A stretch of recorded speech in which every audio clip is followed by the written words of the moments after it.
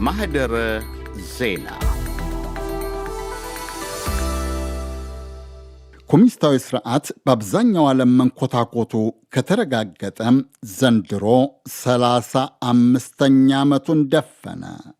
የዩናይትድ ስቴትስ ፕሬዚደንት ዶናልድ ትራምፕ ግን ዘንድሮም እንደ ድሮው አሜሪካን የሚያሰጉት ኮሚኒስቶች ናቸው አሉ። በቀደም የስደተኞች ልጅና የልጅ ልጁ ትራምፕ ከደላላነት ፖለቲከኞችን ወደ መደገፍ ከደጋፊነት ወደ ትልቂቱ ሀገር መሪነት የበቁባትን ያችን ሀያል ሀብታም ግዙፍ ሀገርን ግን እኒያ ጥንታዊ አሜሪካውያን ሰሯት።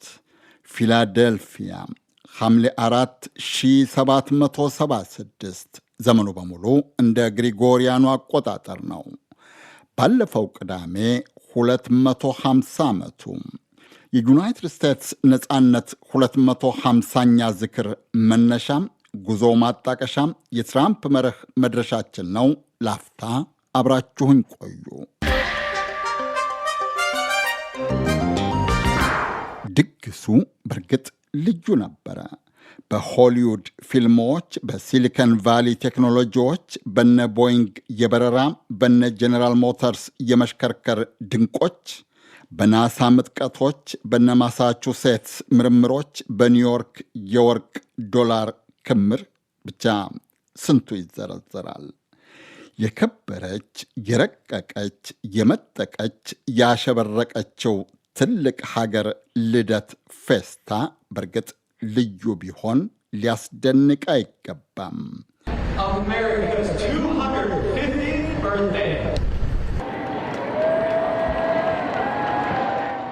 ሌላ ጋ አረር ረጭተው ሰው፣ እንስሳ፣ እጽዋት አሳርረው አስከሬን የሚያስለቅሙት፣ ሕንፃ አደባይተው አዋራ የሚከምሩት፣ ምድርን በረቃቅሰው ጉድጓድ የሚከፍቱት ተዋጊ ጀቶች አስገመገሙ።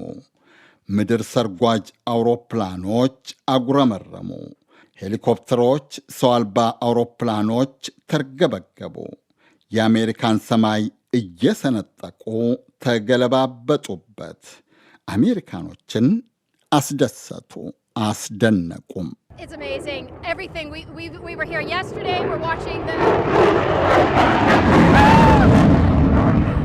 Go USA, right?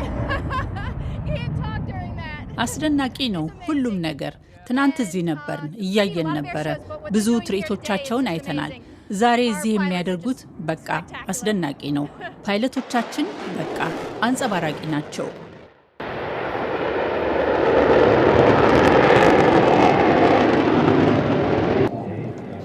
የባህር ጦሩም እንዲሁ።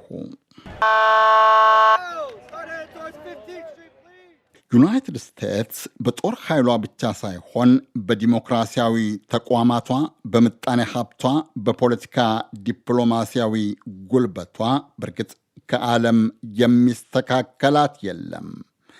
መነሻዋ 1776 ነበረ።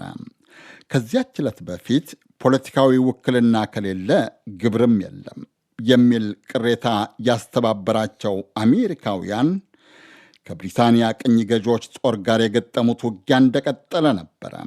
በተለይ ሚያዝያ 1775 ሌክሲንግተንና ኮንኮርድ በተባሉት ከተማና አካባቢዎች የአሜሪካ አብዮት ጦርነት የሚል ስያሜ የተሰጠው ውጊያ አላባራም ነበረ።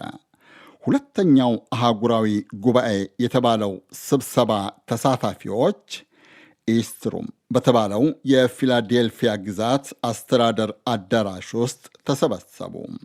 ከ13ቱ ቅኝ ተገዢ ክፍለ ግዛቶች ከተወከሉት 65 ጉባኤተኞች ገሚሱ የብሪታንያ አገዛዝ እንዲቀጥል፣ የተቀረው አገዛዙ በከፊል እንዲሻሻል፣ ሌላው ደግሞ ነፃነት እንዲታወጅ ይፈልጋሉ።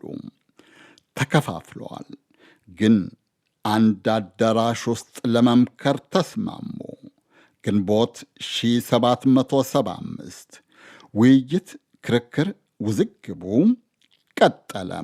የጦርነቱ ማየል፣ የሚከፈለው መስዋዕትነት መጨመር፣ ከሁሉም በላይ የብሪታንያው ንጉሥ ጆርጅ ሳልሳዊ አገዛዝ ጉባኤተኞቹን እንደ አማጺ ቆጥሮ ላይምራቸው መዛቱ አብዛኛው ጉባኤተኛን ነፃነት ወደሚለው ሐሳብ እንዲያዘነብል ሳይገፋፋ አልቀረም። ጊዜው ግን በርግጥ ሄደ። ሰኔ 11 1776 ምክር ቤቱ የውይይት ክርክር ውዝግቡን ሂደት የሚያጠቃልል አዋጅ እንዲያረቅ 5 አባላት ያሉት ኮሚቴ ሰየመ። አባላቱ ጆን አዳምስ፣ ቤንጃሚን ፍራንክሊን፣ ቶማስ ጃፈርሰን፣ ሮበርት አር ሊቪንግስቶን እና ሮጀር ሼርማን ናቸው። ከብሪታንያ አገዛዝ ነፃ መውጣትን አጥብቀው የሚያቀነቅኑት ጆን አዳምስ አዋጁን ቶማስ ጃፈርሰን እንዲያረቁ ሌሎቹን የኮሚቴ አባላት አሳምነው ጃፈርሰን ኃላፊነቱን ተረከቡ። ጃፈርሰን አረቀቁት። የተቀሩት የኮሚቴ አባላት አረሙት፣ ከለሱትም። ጉባኤው መከረበት፣ አሻሻለው። ስሙንም ዘ ዩናኒመስ ዲክላሬሽን ኦፍ ዘ 13 ዩናይትድ ስቴትስ ኦፍ አሜሪካ አለው። በሙሉ ድምፅ አጸደቀውም። ኋላም አጠር ብሎ ዘ ዲክላሬሽን ኦፍ ኢንዲፔንደንስ የዛሬዋ ሰፊ ዴሞክራሲያዊት ጠንካራ ሀብታም ሀገር የልደት ሰርቲፊኬት ሆነ።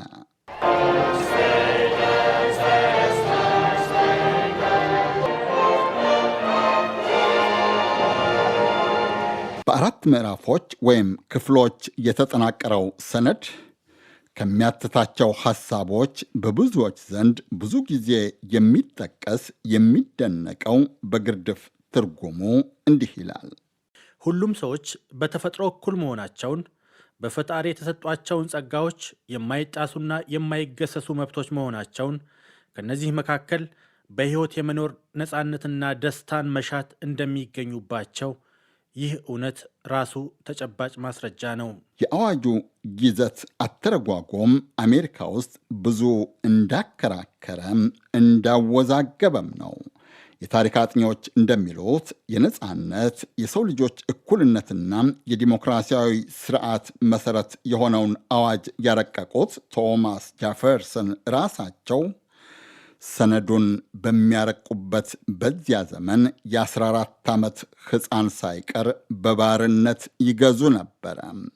የብሂል ድርጊት ተቃርኖ ግን ዩናይትድ ስቴትስን ከ19ኛው መቶ ክፍለ ዘመን ማብቂያ ጀምሮ የዓለምን ኢኮኖሚ የሚመራ ሀብት ከማፍራት አልገታትም። ዛሬ ከዓለም ምጣኔ ሀብት 23 ከመቶውን የምትቆጣጠረው ዩናይትድ ስቴትስ ናት። ከ31 ትሪሊዮን ዶላር በላይ።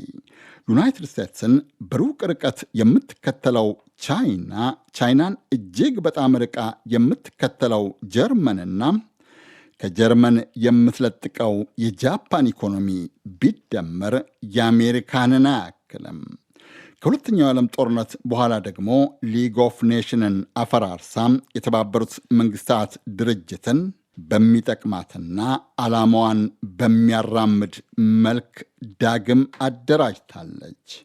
በጦር ኃይል ጥራት፣ በጦር መሳሪያ ዘመናዊነት፣ በቴክኖሎጂ ምጥቀት፣ ዓለምን በማስከበር ብልጠት፣ ሴራ ይባል ሻጥር አሜሪካንን የሚስተካከል የምድር ሀገር በርግጥ የለም። ፕሬዚደንት ዶናልድ ትራምፕ እንደሚሉት ደግሞ በሕዝብም የአሜሪካንን ያክል ትልቅ ሕዝብ በምድር ላይ የለም። አፍአዊም ሆነ ምግባራዊ ሰው እኩል ተፈጥሯል የሚለው የዚያች አገር ዘመን አይሽሬ መርህ በትራምፕና በብጤዎቻቸው አተረጓጎም ለአሜሪካኖች ብቻ ነው የሚሠራው፣ ያውም ለነጮቹ። በምድር ላይ እጅግ በጣም ትልቅ ሕዝብ ነው ያለን። ትራምፕና ብጤዎቻቸው እንደሚሉት ዩናይትድ ስቴትስ በሁሉም መስክ ከሌሎች የምትበልጥ፣ ሌሎችን የምታስገብር፣ ምናልባትም መጤዎችን የምትጠየፍ፣ ማንም የማይነካት ሀያል ግን በተለይ በዚህ ዘመን ኮሚኒስቶችና መጤዎች የሚያሰጓት ሀገር ናት። ኮሚኒዝም የህይወት የነፃነትና ደስታን የማግኘት ቀጥተኛ ተቃራኒ ነው። ኮሚኒዝም ግድያ ነው፣ ፈላጭ ቆራጭነት ነው፣ ሰይጣንን የሚያሰፍን ነው። በፈጣሪ የማያምነው ኮሚኒዝም ኢሰብአዊ ርዕይን ለማሳካት የሚወስድ ማንኛውም እርምጃ ፍትሐዊ መሆኑን ይሰብካል። ጥሩ ነገር አይፈልጉም፣ ፈጣሪንም አይወዱም፣ አይፈልጉም፣ ሃይማኖት አያፈቅሩም፣ አይፈልጉም። ይሁንና እንዲያሸንፉ አንፈቅድላቸውም። እኛን የመብለጥ ምንም ዕድል የላቸውም። የአሜሪካ ነጻነት መስራቾች የቃልና የድርጊት ተቃርኖ አንድም በግልጽ በመውጣቱ እያከራከረ ወይም በአሜሪካ እድገትና ብልጽግና እየተጀቦነ 250ኛ ዓመቱ ሲዘከር ዘንድሮ ለአሜሪካኖች ፈጦ የወጣው ጥያቄ አሜሪካ በእርግጥ የማናት የሚለው ነው። አንዳንዶች የሁሉም ዜጎቿ የሚል አጭር መልስ አላቸው። ሌሎች ደግሞ የነጭ ወንድና ክርስቲያኖች ይላሉ። በቨርጂኒያ የሪችሞንድ ዩኒቨርሲቲ የአሜሪካ ታሪክ ፕሮፌሰር ኤድዋርድ አይሪስ እንደሚሉት ግን የግራ ቀኝ ክርክር ውዝግቡ የተቃርኖ ሀገሪቱን ተቃራኒ ሀቅ እያጣረሰው ነው። ቀኞቹ መሰረታዊ እሴቶቻችንን አጣን እያሉ ነው። ይህች ሀገር በተመሰረተችበት እሴቶች ላይ ያለን እምነት እየጫጨ ነው ይላሉ። የሀገሪቱ እሴቶች በክርስትና ላይ የተመሰረቱና ከአውሮጳ በተወረሱ ቅርሶች የቆሙ ናቸው ብለው ይተረጉማሉ። በግራዎቹ ደግሞ ይህን ይቃወማሉ። የመሰረትነው በሁሉም ዘንድ ተቀባይነት ያለው መርህ ነው ይላሉ። ሁሉም ሰው እኩል መሆኑን እናምናለን ይላሉ። እነዚህ ሁለቱ አሜሪካ ምንና የማን እንደሆነች በቀጥታ ይጣረሳሉ። ክርክሩ ብዙዎች እንደሚሉት በእርግጥ መጥፎ አይደለም።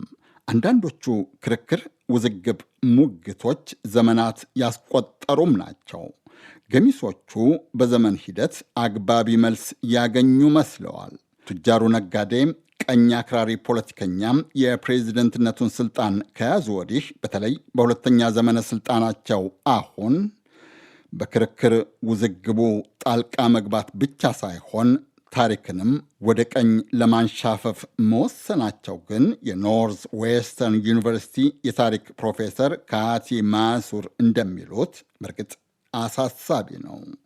ማሱር እንደሚሉት ናሽናል ፓርክ የተባለው የዩናይትድ ስቴትስ ታሪክ ወመዘክር ጥናት ተቋም የጥናት ውጤቶቹና መረጃዎቹ ለሕዝብ እንዳይቀርቡ ወይም ይዘታቸው በከፊል እንዲደበቅ የትራምፕ አስተዳደር ውሳኔዎችን አሳልፏል።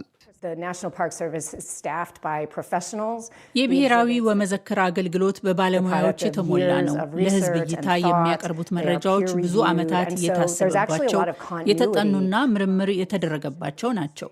ለብዙ ዓመታት የተፈራረቁ የመንግስት አስተዳደሮችም በብሔራዊ ወመዘክራችን የቀረቡትን የምርምርና የጥናት ውጤቶችን አክብረው ቀጥለዋል። የትራምፕ አስተዳደር ግን በእነዚያ ሰነዶች ይዘትና አቀራረብ ላይ አጠቃላይ ለውጥ እንዲደረግ አዘዋል።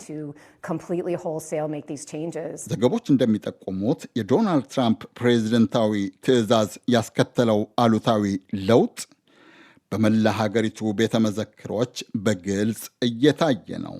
በተለይ የነፃነት አዋጁ በጸደቀባት ፊላደልፊያ በሚገኘው ፕሬዝደንታዊ ቤተ መዘክር ውስጥ የነበሩ ብዙ መረጃና ሰነዶች ተደብቀዋል ወይም ተነስተዋል። ቤተ መዘክሩ የዩናይትድ ስቴትስ የመጀመሪያ ፕሬዝደንት የጆርጅ ዋሽንግተን ድል፣ ገድል፣ ብስለትና ብልጠት ብቻ ሳይሆን በባሮች ላይ ያኔዎቹ መሪዎች የዋሉትንም ግፍ አመልካችና ጠቋሚም ነበረ። አስተዳደሩ እንዲወገዱ ወይንም እንዲደበቁ ከወሰዳቸው እርምጃዎች አንዱ ይህ ነው። የባርነት ታሪክ፣ የባርነት ገጽታ እንዲታወቅ አይፈልጉም። ጆርጅ ዋሽንግተንን ብቻ ሳይሆን ሌሎች የአሜሪካን መስራቾችን ጭምር በቀጥታ የሚመለከትን ጉዳይ ጎብኚዎች እንዲያውቁ አይፈልጉም። በትራምፕ አስተዳደር ፖለቲካዊ ጣልቃ ገብነት ታሪክ ሲደበዝዝ በልማዱ ሬድ ኢንዲያንስ የሚባሉት የአሜሪካ አንጡራ ተወላጆች ብዙ የሚዘመር የሚደነቅ የሚወደሰው የነፃነት ታሪክ ለእኛ መከራ ነው የሚል ጥያቄ፣ ተቃውሞና አድማ አንስተዋል። እና አሜሪካ የማን ናት? ነጋሽ መሐመድ ነኝ። ቸር ያሰማን።